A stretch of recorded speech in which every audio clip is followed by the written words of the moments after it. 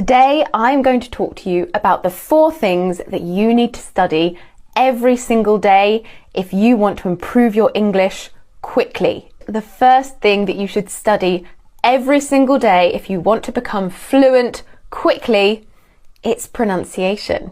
So how can we improve our pronunciation? I would say that the best place to start is the IPA, the International Phonetic Alphabet. Now, in complicated terms, the IPA is an alphabetic system of phonetic notation based on the Latin language. But in simple terms, it's a tool that will help you understand phonetic transcriptions. Those little squiggly weird words that I often put in my pronunciation videos. Once you understand how to read and comprehend transcriptions, you'll be able to understand any word you read in a dictionary. Other ways that you can improve your pronunciation: listen to how natives speak, that's a given, and also do some research on the differences between English accents. For example, British English RP, received pronunciation, and General American. Once you understand the differences, you'll be more in tune to the general pronunciation of English.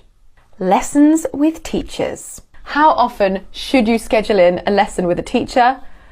If you want the absolute best you can get, you need to do it every single day. Now, normally, this isn't really an option for people. 5 minutes on a language vocabulary app each day will help, but it won't be enough on its own. Weekly lessons at a walk-in language school will help, but again, progress will be very slow. The Lingoda Language Marathon is the perfect way to study every single day and make a massive, massive impact on your fluency. Point number 3. Grammar. Now, you know that my saying is don't wait for someone else to educate you, educate yourself. Well, I'm going to say the same thing again. You need to test yourself.